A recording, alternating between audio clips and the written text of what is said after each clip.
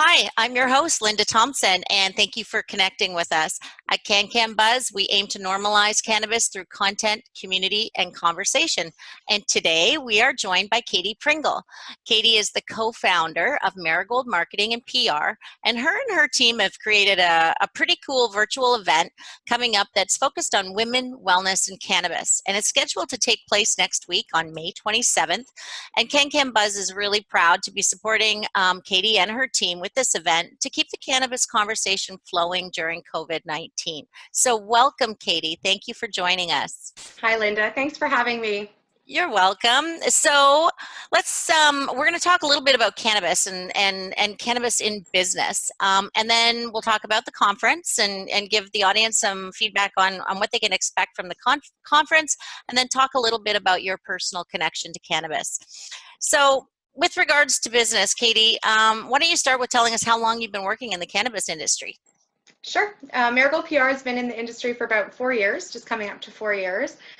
We've worked with lots of different brands like clinics, LPs, accessory brands, lifestyle companies. So we've really run the full gamut. And cannabis is about 80% of our business, and we still do some work in the social good and tech arenas. That's fantastic. 4 years is a long time in this space. That's a lifetime, actually. So you've probably had a lot of experiences in that time. Is there one that stands out as one of your most, one of your best experiences? And if so, what is it? For sure. So for me, it was the first time speaking at Lyft. We went to Vancouver. We did a presentation about marketing and PR for cannabis brands, and it was such an awesome opportunity. There were lots of marketers in the audience. I got to engage with like-minded people like myself, and that was really the moment that I got really excited about the level of professionalism and the creative juices that are really flowing in our industry. Well, that's great. And so when Marigold often does events that are geared towards women. When you think about the cannabis industry and women, what are you most excited for women in the cannabis industry as we move forward? There's lots that I'm excited about for this space, but for me, I had strong female leadership in my previous life at Chorus, and that really made a big difference for me. And I'm excited to watch that develop. My partner, Bridget Hoffer, is an incredible mentor and support for our team and for our clients. And I'm excited to watch women come together and support each other and, really raise our footprint across the industry overall. Amazing, like we're doing today. Yeah, like today. So, the flip side of I guess, of looking forward and being excited is looking back and maybe not being excited. What is one of your pet peeves about the cannabis industry? Yeah, so there's a few of those too. So the one I think I'll highlight is, startup culture is tough. People are wearing a lot of different hats. There's a lot of people responsible for PR, branding, and marketing who may have never done that before. So that can be really tough when you're just you've got so much on your shoulders and you're spread really thin. So Mm-hmm. that's one of my pet peeves for sure. Oh, I can imagine. So, but the good side of that is that you're working with a lot of new companies and a lot of new startups and people just embracing the industry now. And so based on what you've been seeing with your clients, are there some trends that we should be watching out for? What is trending right now in the space? Sure. One of the key things that we've been watching over the past year is definitely the media space, like yourself. We've seen publications pop up and also some disappear. Mm-hmm. So as a PR firm driving stories for our clients, we're always kind of on top of that. So that's been really interesting. A big opportunity, I think, has been some of the companies, especially the B2B services that have come into cannabis. They may serve agro, they may do testing for other types of companies, and now they're taking on cannabis. And I think it's going to bring a lot of learning and kind of key skills that our industry needs.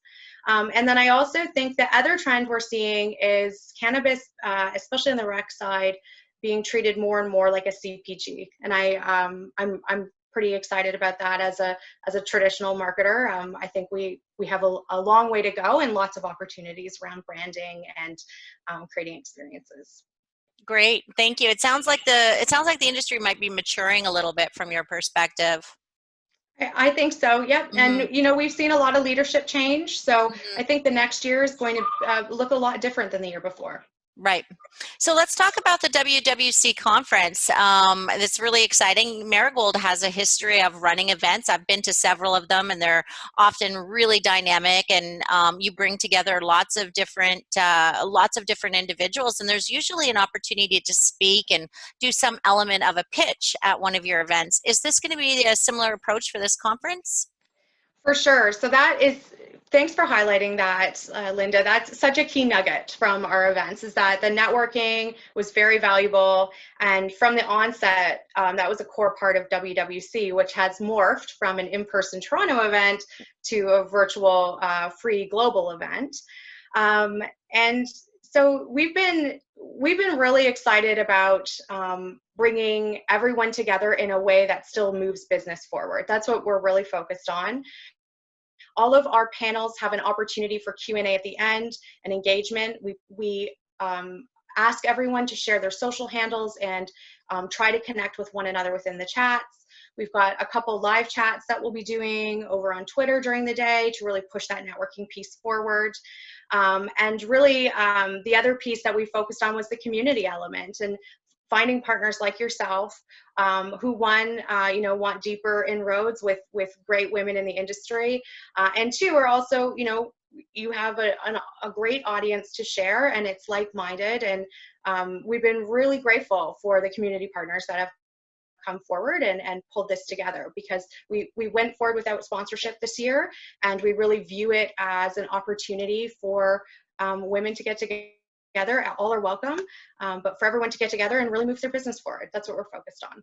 That's great. So I'm going to talk a little bit about the audience then, like who should attend and why. Is it a B2B? Tell me a little bit about the audience so that people can filter out whether they, register or not. Great. Yeah. So the agenda's up on wwcconference.com. We do have a mix. So initially we were really focused on the B2B space, but our advisory committee, after talking through what would be most relevant for our audience, there's a ton of areas like women's health, reproductive health, things like that that are important to cover, but also could be for a consumer or for someone in the industry. So the way we've broken up the day, you can check on the website. We've got most of the business-focused conversations up front, followed by a lot of the health and wellness conversations. And then at the end of the day, we're just finalizing the details. We actually have a job seekers workshop. So, say you're currently unemployed or you were hoping to get into the industry, you can cherry pick which conversations make the most sense for you, but it's a full day of programming, that's for sure. Full day. So what kind of schedule are we talking about then? Like when would people expect it to start and finish? Sure, yeah, we're starting at 8:30. And so the first couple conversations include an Ask Me Anything with Trina Frazier, always a hit, free legal advice from an expert.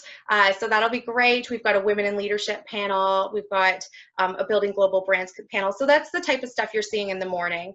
And like I said, in the afternoon, we've got more information around patient insights. We've got an excellent panel I'm really excited about diversity and inclusion.